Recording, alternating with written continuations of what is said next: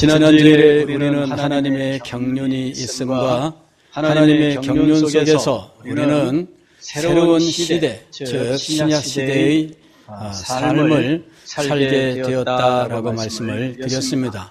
그런데 이 새로운 시대를 가늠하는 이 기준은 하나님이 약속하신 메시아 그리스도께서 이 땅에 오신 것이라고 말씀을 드렸습니다. 그리스도께서 오심으로 새로운 시대가 시작되었는데 이 시대는 그리스도께서 충만함으로 오셨으므로 충만하게 받는 시대였던 것입니다. 우리가 다 그의 충만한 데서 받으니 그랬습니다. 우리가 다 그의 충만한 데서 받으니 그분 안에는 은혜와 진리가 충만하고 그분 안에 있는 이 모든 충만한 것들이 우리에게 주어지는 시대, 이것이 바로 신약 시대인 것이죠. 요한복음 1장에서 우리는 예수 그리스도께서 그 충만한 가운데 우리에게 주시는 모든 것 중에서 가장 특징적인 것 한 가지를 생각했습니다. 그것은 세례 요한의 증언 속에 있었던 것인데 예수 그리스도를 성령으로 세례를 베푸시는 이라고 지칭한 것에서 알 수 있습니다. 예수 그리스도는 우리가 알듯이 하나님의 아들로서 우리를 구원하시기 위하여 이 땅에 오셨는데 모든 멸시와 천대를 받으시고 마침내 십자가 위에서 피 흘려 돌아가심으로 우리의 모든 죄값을 치르시고 우리를 하나님 앞에 정결한 자가 되게 하셔서 의인으로 하나님을 섬길 수 있도록 그리고 하나님의 자녀로서 하나님의 나라를 상속받을 복된 자들로 삼으셨다는 사실을 우리는 알고 있습니다. 그런데 성경은 바로 그 그리스도께서 성령으로 세례를 베푸시는 이라고 말씀하고 있다는 것이죠. 그리스도의 충만한 곳에서부터 우리는 하나님께서 우리에게 주시기로 작정하신 모든 것을 받고 있습니다. 하나님께서 그리스도 안에서 우리에게 생명을 주셨으므로 우리는 생명을 받고 하나님께서 그리스도 안에서 우리에게 은혜를 베푸심으로 모든 은혜를 받고 있습니다. 그런데 하나님께서 우리에게 그리스도를 통하여 주시는 것 가운데 대표적인 것, 그러나 우리들이 잘 알지 못하거나 두려워하는 것이 있는데 그것이 바로 성령 세례라고 하는 것입니다. 우리는 너무나 오순절 혹은 순복음이라고 하는 곳에서 성령 운동을 하는 일들을 부정적으로 보아왔고 부정적으로 성령을 배웠기 때문에 그리스도께서 성령으로 세례를 베푸시는 이라고 하는 이 명백한 일들 그리고 충만한 데서 주시는 이 영광스러운 것들에 대하여 사실은 너무나 낯선 가운데 있게 되었습니다. 그러나 우리는 이것을 두려워할 필요가 없습니다. 그리스도께서 성령으로 세례를 베푸시는 이라면 그리고 하나님께서 그리스도 안에서 우리에게 주시는 것이라면 우리는 기쁨으로 이것을 받아야 할 것입니다. 자, 신약 시대, 특별히 예수 그리스도께서 오셔서 하나님의 새로운 경륜, 마지막 경륜이 진행되는 이 신약 시대의 중요한 특징은 바로 성령 세례라고 부르는 것입니다. 예수 그리스도께서 승천하시기 전에 부활하신 이후 40일 동안 제자들과 함께 계시면서 제자들에게 하나님 나라의 일들을 가르치셨는데 그 가르침의 가장 핵심 그리고 마지막 순간까지 당부하셨던 것 바로 그것은 오늘 우리가 읽은 성경 말씀 속에 나타나 있는 성령을 받음이라고 하는 일입니다. 4절 말씀을 보면은 사도와 함께 모이사 그들에게 분부하여 이르시되 예수님께서 부활하신 이후 40일 동안 제자들에게 종종 하나 나타나셔서 말씀을 가르치셨는데 이제도 예수님께서 말씀을 하고 계십니다. 예루살렘을 떠나지 말고 내게서 들은 바 아버지께서 약속하신 것을 기다리라. 예루살렘을 떠나지 말고 이제 제자들은 더 이상 예루살렘에서 볼 일이 없습니다. 부활하신 예수님도 만났겠다. 이제 예루살렘에 더 있을 필요가 없는데 예수님께서는 떠나지 말라라고 말씀하셔요. 분명히 무슨 의미가 있는 것이죠. 무슨 뜻이 있는 거예요. 예루살렘을 떠나지 말고 아버지께서 약속하신 것을 기다리라. 아버지께서 약속하신 것은 무엇일까? 5절에서 계속해서 말씀하십니다. 요한은 물로 세례를 베풀었으나 너희는 몇 날이 못되어 성령으로 세례를 받으리라. 몇 날이 못되어, 즉 예루살렘을 떠나지 말라고 하신 이유는 몇 날이 못되어 아버지의 약속하신 것이 그들에게 임할 것이기 때문이에요. 이렇게 예수님은 승천하시기 직전에 제자들에게 아버지께서 약속하신 것 곧 성령을 너희가 받을 것이다 라고 말씀하셨어요. 그런데 제자들이 예수님에게 이렇게 묻습니다. 6절 말씀을 보면 그들이 모였을 때 예수께 여쭈어 이르되 주께서 이스라엘 나라를 회복하심이 이때니까. 제자들은 예수님의 말씀을 들었는데 예수님의 말씀을 따라가지 못하고 있습니다. 예수님께서 너희가 예루살렘을 떠나지 말고 아버지께서 약속하신 것을 기다리라. 몇 날이 못되어 너희가 성령으로 세례를 받으리라 하고 말씀하셨는데 제자들은 어디에 머물렀느냐 하면 아버지께서 약속하신 것에 머물렀어요. 몇 날이 못되어 성령으로 세례를 받으리라 이 말씀에 나아가지를 못하고 아버지께서 약속하신 것에 머물렀어요. 왜냐하면 그들은 나면서부터 유대인으로 태어났고 난지 8일 만에 할례를 받았고 자라는 동안에 하나님의 말씀을 배웠는데 이 사람들이 배울 때 하나님께서 이스라엘 나라를 반드시 회복하실 것이다. 이것을 배웠어요.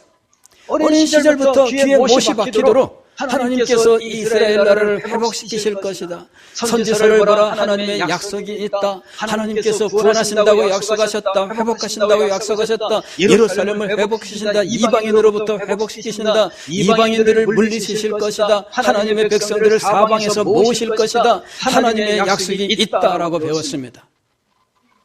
그들은 자기들이 알고 있는 것에 머물렀습니다. 그들은 자기들의 생각, 자기들의 경험, 자기들의 한계에 머물렀습니다. 하나님의 말씀을 받을 때 많은 사람들이 빠지는 함정입니다. 하나님의 말씀이 선포될 때 그 말씀을 처음부터 끝까지 일관되게 따라가는 것이 아니라 각자 자기 마음속에 듣고 싶은 말씀들이 있고 그 지점에 머무르기를 원하는 거예요. 그래서 많은 사람들이 하나님의 말씀을 듣지만 하나님의 말씀의 역사는 체험하지 못합니다. 제자들은 아버지께서 약속하신 것을 기다리라 이 말씀에 그만 마음이 걸렸고 예수님에게 찾아와서 이렇게 물어봅니다.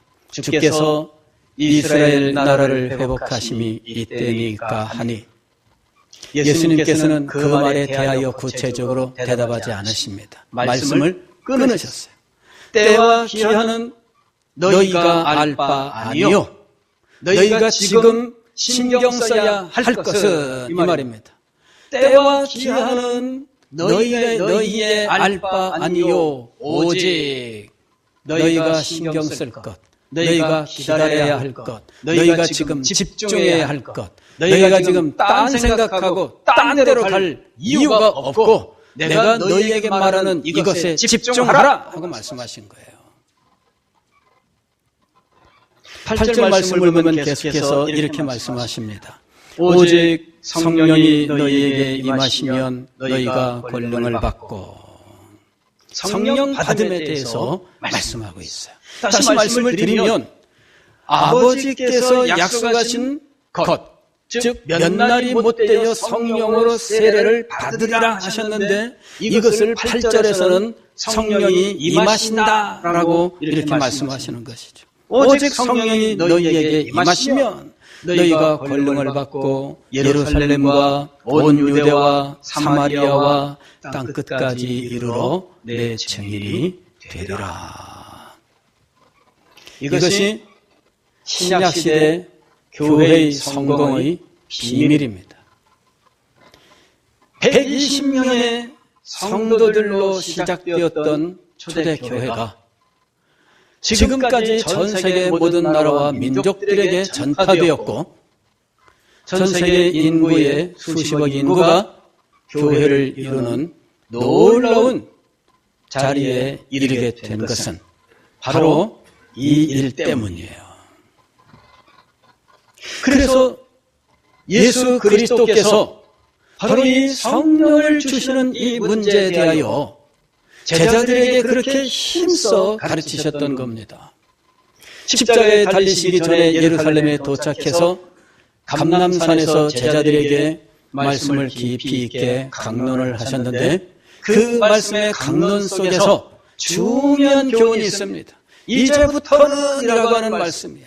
너희가 지금까지는 내 이름으로 기도하지 아니하였으나 이제부터는 내 이름으로 기도하라 하고 말씀하셔요. 이제부터 너희에게 임하게 될 영광스러운 일들이 있는데 이제부터 너희는 내 이름으로 기도하고 내 이름으로 응답을 받을 것이다. 그리고 이제 너희에게 새로운 또 다른 보혜사가 임하게 될 것이다. 예수님께서 제자들을 떠나시기 전에 제자들을 사랑하시되 끝까지 사랑하셨다고 말씀합니다. 제자들을 끝까지 사랑하신 예수님께서 그들에게 말씀하신 것은 이제부터 너희에게 나타나는 새로운 일들이었어요. 예수님의 이름으로 기도하는 것과 또 다른 보혜사가 오시는 것이었습니다. 내가 너희를 떠나는 것을 두려워하지 말라. 내가 너희를 떠나는 것이 너희에게 유익이다. 왜냐하면 내가 떠나지 아니하면 또 다른 보혜사가 너희에게 임하지 않기 때문이다. 내가 떠나야 또 다른 보혜사가 너희에게 임한다. 즉 예수님처럼 그들과 함께하는 하나님께서 그들에게 임하신다는 것입니다. 그리고 그분이 오시면 너희를 모든 진리 가운데로 인도하실 것이다. 내가 너희에게 가르친 모든 것들을 생각나게 하실 것이다. 죄에 대하여 의에 대하여 심판에 대하여 세상을 책망하실 것이다. 보혜사가 오셔야만 너희에게 된다. 이제부터 보혜사가 오시는 새로운 시대에 대한 말씀을 하셨던 거예요. 이 또 다른 보혜사는 누구였습니까? 바로 성령이셨어요.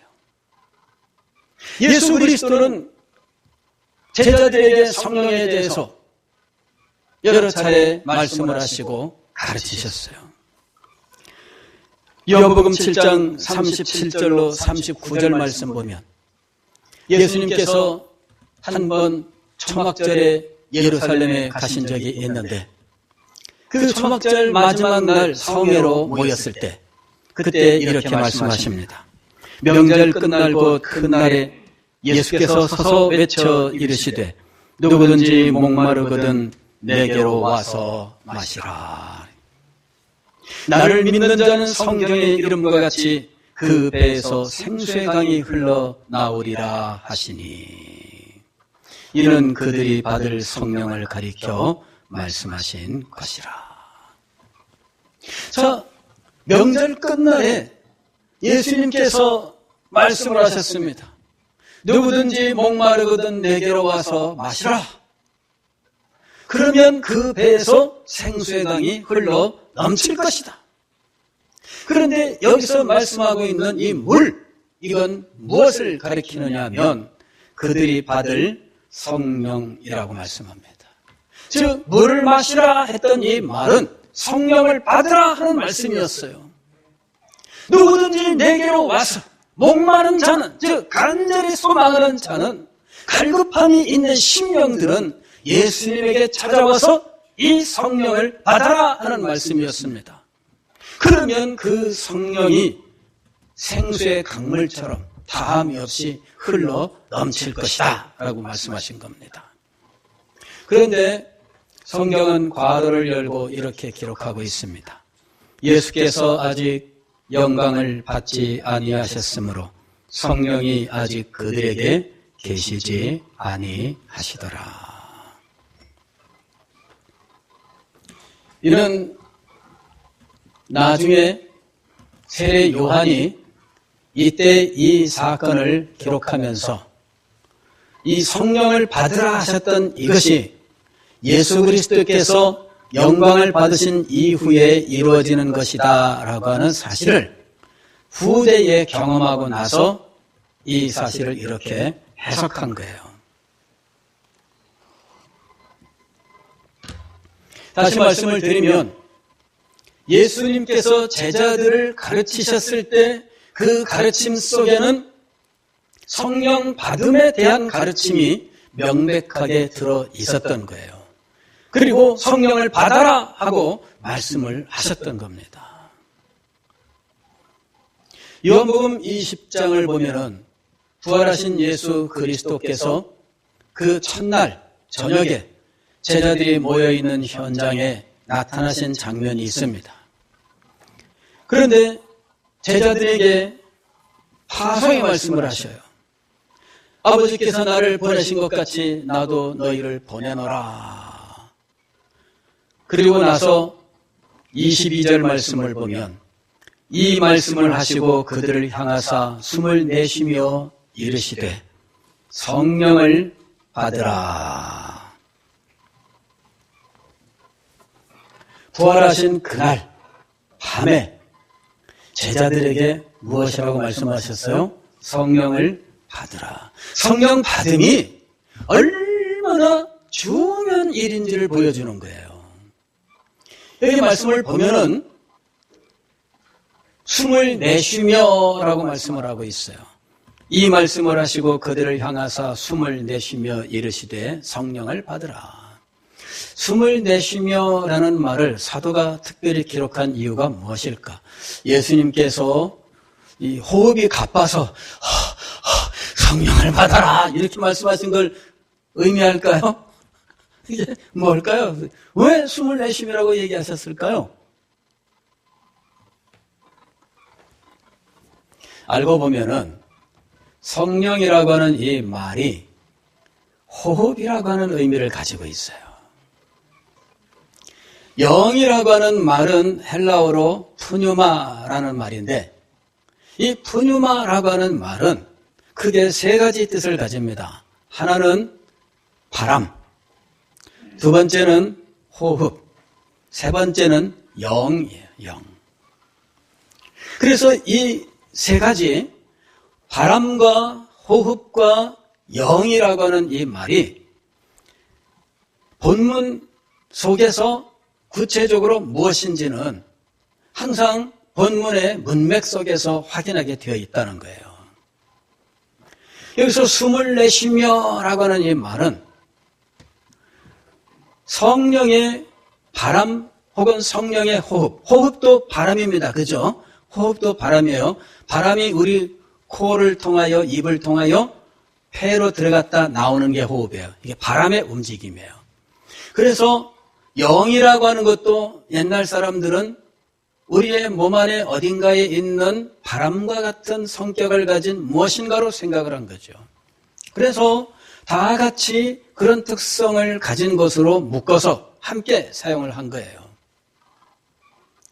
자, 어쨌든 숨을 내쉬며 라고 하는 것은 이것은 예수 그리스도께서 당신이 육체로 살아계심을 증명하는 생명의 증거일 수 있지만 성령을 받으라 하는 말과 연관될 때에는 이 성령의 바람, 성령의 호흡과 연결되는 상징의 행동이었다라고 하는 것을 알 수 있는 겁니다.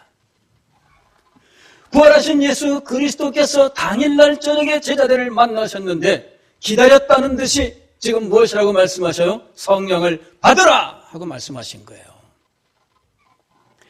요한복음 7장 37절 이하에서 누구든지 목마르거든 내게로 와서 마시라 그러면서 생수의 강이 그 배에서 흘러나리라 하고 말씀하셨는데 그들이 받을 성령을 가리켜 말씀한 거예요. 그러나 아직 무엇을 받지 못하셨으므로 영광을 받지 못하셨으므로 성령을 받지 못했습니다. 그런데 부활하신 예수 그리스도께서 이제 마침내 부활의 영광 속에서 제자들에게 기다렸다는 듯이 성령을 받으라 하고 말씀하셨던 겁니다. 현대의 어떤 학자들은 이 부활주일날 밤에 예수 그리스도께서 다락방에서 제자들에게 성령을 받으라 하고 말씀하셨던 이 사건을 오순절에 비견되는 사건으로 해석하는 분들도 있습니다.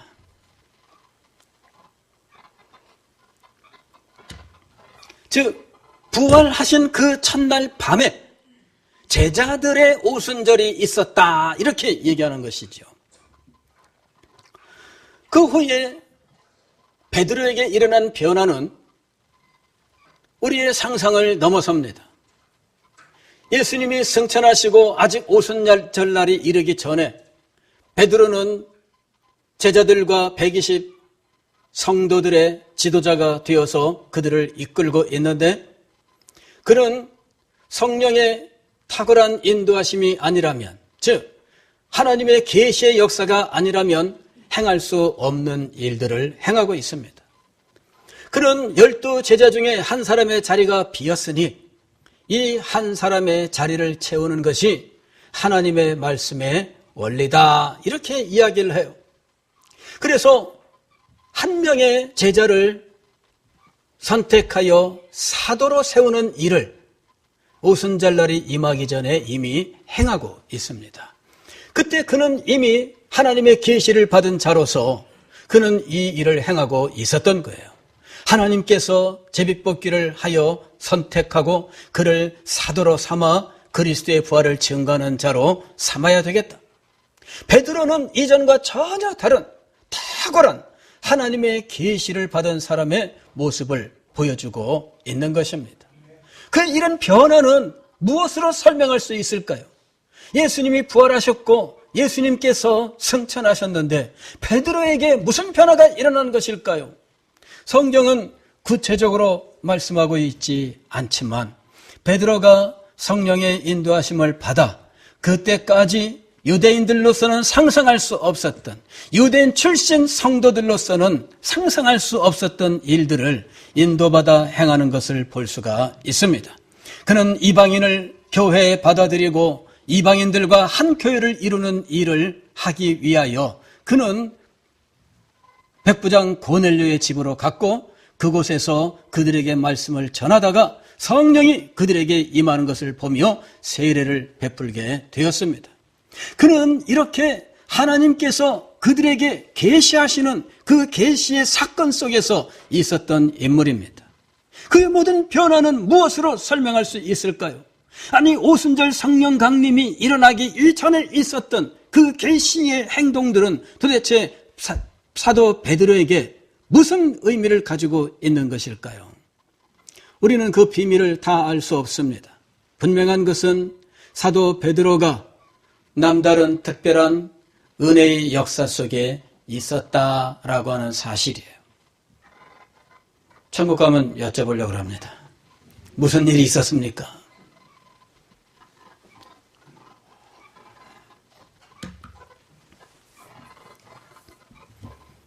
오늘 우리는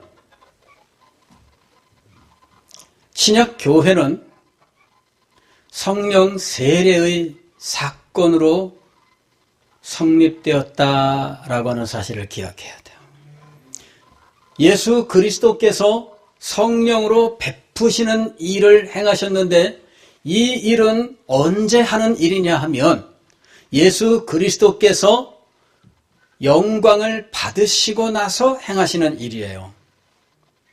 예수 그리스도께서 영광을 받으시고라고 하는 일은 무엇을 말씀하느냐 하면 지상에서 육신을 입고 행하는 모든 사역을 다 끝마치고 하나님 아버지께서 예수 그리스도를 지극히 높이신 이후에 그 높아지신 상태를 가리키는 말이 영광이에요. 다시 말씀을 드리면 하나님으로서 육신을 입고 이 땅에 오실 때에는 당신을 비워 이 땅에 오셨어요. 그러나 부활하시고 승천하시고 나서는 당신이 다시 영광의 세계 하나님의 영광의 자리에 올라가신 거예요. 예수님께서 승천하실 때 구름 가운데로 올라가셨다 이렇게 말씀합니다. 그리고 사람들이 하늘을 쳐다보고 있는데 구름 가운데 올라가셔서 보이지 않게 된지라 천사가 나타나서 사람들아 예수께서 너희가 지금 본 대로 오실 것이다. 그래서 사람들은 예수님께서 구름을 타고 오시리라 이렇게 찬송을 불렀던 거예요. 예수님이 손오공이 되셨다는 말일까요? 손오공이 근둔이라고 하는 구름을 타고 휘장 날아다니잖아요. 구름이라고 하는 것은 성경에서 하나님의 영광이 우리에게 눈에 보이는 형태로 나타난 거예요. 즉 하나님이 우리와 함께 하심을 우리 눈으로 보게 하는 상징이 구름 혹은 연기로 표현되어 있어요. 이스라엘 백성들이 애굽에서 나왔을 때 불기둥과 구름기둥이 함께 했습니다. 그들을 인도했어요. 이때 이 불기둥과 구름기둥이라고 하는 것이 또 다른 곳에서는 연기. 하나님께 성전을 지어 봉헌했을 때 그때 하나님의 영광이 이 지성소에 가득했는데 그것이 바로 연기가 가득하였더라 이렇게 표현하고 있어요. 즉 예수님께서 하늘로 올라가셨는데 구름 가운데로 올라가신 것은 그 구름이 물리적인 구름일 수 있지만 그러나 그것은 상징적으로 예수께서 영광의 하나님 바로 그분으로 올려지신 것을 의미하고 있는 거예요. 예수님께서 구름을 타고 다시 오신다는 말은 손오공처럼 구름을 자기의 자가용으로 삼았다는 말이 아니라 영광 중에 하나님의 영광으로 임하신다는 걸 의미하는 겁니다. 그러므로 지금 이 세상에 재림 예수라고 말하는 사람들은 모두 거짓말쟁이들입니다. 하나님의 영광으로 오신 그분만 오직 유일하신 재림 예수일 수 있는 거예요. 그리고 영광 중에 임재하시는 그분만이 세계 만민들이 동시에 그분이 오심을 목격하게 되어 있습니다. 너희는 여기 있다 저기 있다 이렇게 임하는 재림 예수는 믿을 필요가 없어요. 왜? 재림 예수는 지역에 한정되는 특성을 갖고 있지 않습니다. 재림 예수는 천평 어느 땅에 있는 그런 존재가 아니고요. 재림 예수는 용문산 어딘가에 있는 그런 존재일 수가 없습니다. 재림 예수는 하나님이셔요. 전 세계 모든 곳에 아니 계신 곳이 없으시는 편재하시는 하나님. 온 우주 만물을 당신의 충만함으로 채우셔서 모든 곳에 존재하시는 하나님. 바로 그런 특성을 가진 분이 재림 예수의 모습입니다. 그래서 각 사람의 눈이 그를 볼 것입니다. 어떤 사람은 여기서 보고 다른 사람 어떤 사람은 그저 1년 후에 보고 이런 것이 아닙니다. 재림 예수의 재림은 하나님의 영광의 임재예요.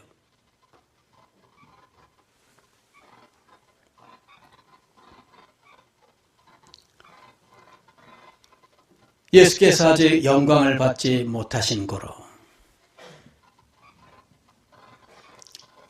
임하지 않았던 성령이 영광을 받으신 이후에 임하게 돼요.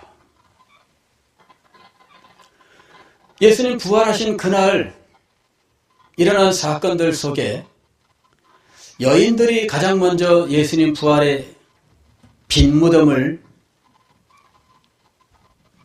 알게 되죠. 실제로 그 안에 들어가서 가장 먼저 본 사람은 사도 요한입니다. 근데 그 마리아가 막달라 마리아가 예수님을 만나요. 그런데 예수님 줄 알아보고 반갑고 놀라운 마음에 라삐어 이러면서 예수님을 탁 하고 붙잡으려고 그러는 장면이 있습니다. 그때 예수님이 뭐라고 말씀하세요? 나를 만지지 마라. 내가 아직 누구에게 가지 못했다? 아버지께 가지 못했다. 이 무슨 말씀일까요? 부활하신 예수님께서 지금 아버지께 부활한 이 당신의 이 영광, 이 부활하신 이 사실을 아버지께 만나 아버지와 뭔가 하기 전에 여자이기 때문에 부정하는 얘기가 아니에요. 사람이기 때문에 지금 만지지 말라 하신 거예요. 근데 이 예수님께서 그 후에 일주일 후에 제자들 가운데 나타나셔서 사도 도마에게는 뭐라고 말씀하세요?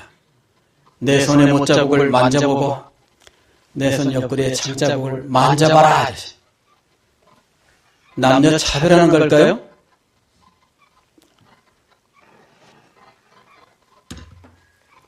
아닙니다. 그 사이에 예수님에게 변화가 있었던 거예요. 그 변화가 무엇인지는 구체적으로 말씀드릴 수 없습니다. 천국 가서 여쭤보겠습니다. 답을 들으면 여러분들에게 그때 가서 말씀드릴게요.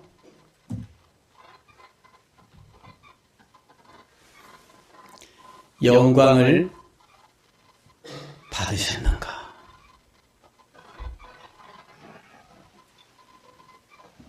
승천의 영광을 받으신 것이 아니라 영광의 세계로 돌아가신 거예요.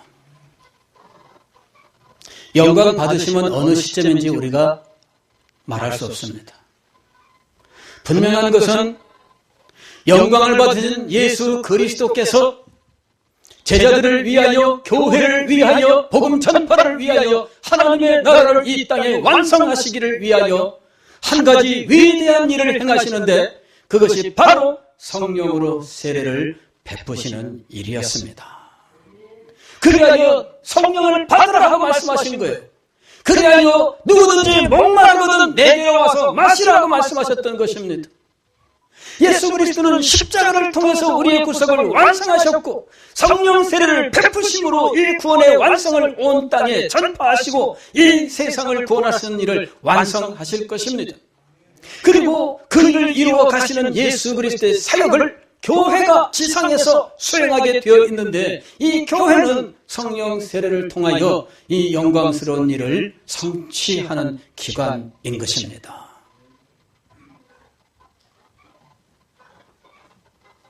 사랑하는 성도 여러분, 성령 세례를 받으면 신약시대의 특징이며 영광을 받으신 그리스도의 남은 사역이며 그 일을 통해서 교회는 땅끝까지 복음을 전파하고 그 성령 세례를 받음으로 우리는 주님 주신 사명을 감당하게 되어 있습니다. 이는 힘으로도 되지 아니하며 능으로도 되지 아니하며 오직 나의 신으로 되느니라 하신 말씀처럼 예수 그리스도는 성령 세례를 통해서 당신의 종들을 새롭게 하시고 당신의 교회를 능력 있게 하시고 복음 전파 하나님 나라를 완성하는 놀라운 일을 이루신 것입니다. 그러므로 오늘도 하나님의 나라를 소망하는 사람들, 교회의 영광을 소망하는 사람들, 말씀의 영광을 소망하는 사람들, 그리스도인으로서 그리스도의 충만한 가운데에서 받기를 원하는 모든 사람들은 아버지께서 약속하신 것을 기다려야 할 것입니다. 성령께서는 약속대로 그리스도께서 받아 보내시는 놀라운 은혜로 우리에게 임하실 줄 믿습니다. 이것을 소망하시고 기도하십시오.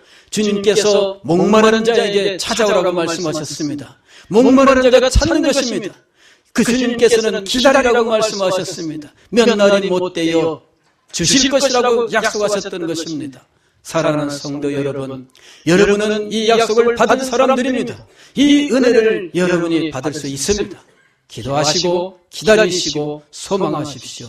주님께서 여러분을 충만하게 축복하실 줄 믿습니다. 기도하겠습니다.